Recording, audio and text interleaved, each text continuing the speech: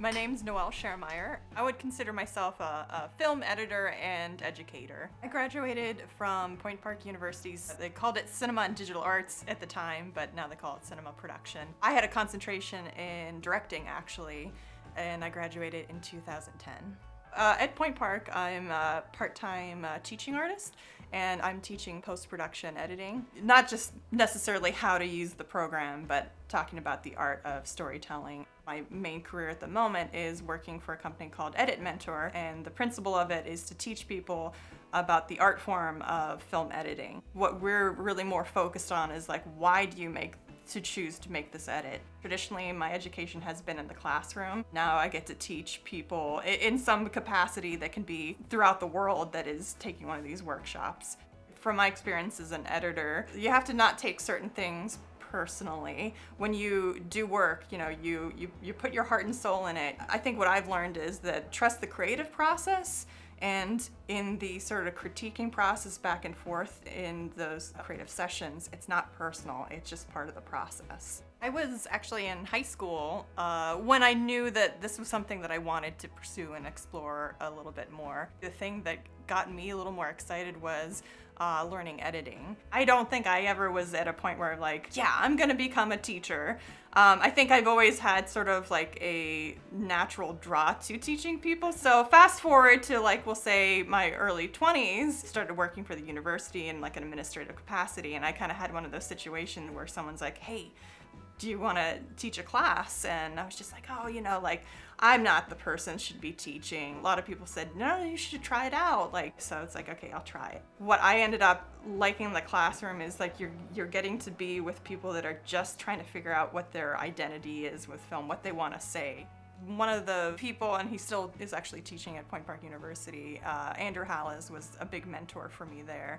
And a lot of times I would have these ideas for movies that I wanted to do. And it would be a cool idea, but he'd always question me about why do you want to tell it? So when you know what that mission is of what you're trying to tell and what you're trying to say, it really helps you to sort of transcend all the obstacles that you encounter when you are, making a movie. Any project that I engage with, I try to really ask myself, what is it about this project that I can connect to on a personal level? I think sometimes your personal convictions is what makes that work really show in what you present.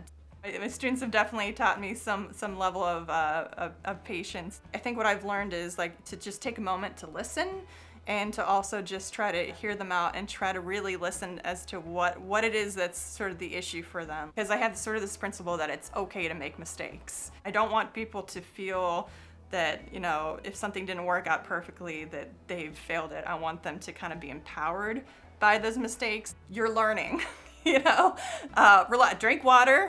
Are you sleeping? Are you taking care of yourself? Remind yourself to always take a step back and look at the bigger picture too. You yourself and your life is more important than just those jobs and just those projects. Do you think your own self would listen? Would I? No, because I'd probably be like, oh, no.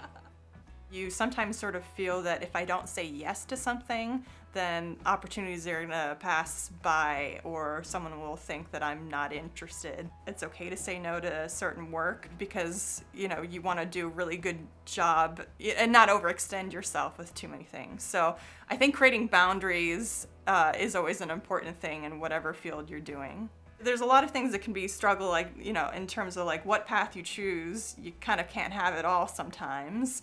It's okay to try something out, and if you realize you don't like it, you can always, try something else. I think another bit of advice is don't compare your journey to everybody else, because sometimes that comparison can lead to you feeling like I'm not doing enough or I'm not trying enough. Know that the road's never straight. It's gonna take you down a lot of paths, but don't regret it. I actually don't know where life is going to take me, but I have trust that it's going to take me to other new and exciting projects. And it's because of amazing people, alumni that I've gotten to know, and students that I've gotten to know, even actually getting to meet other people I've taught with too. So the future is open-ended, and I'm excited to go into that great unknown.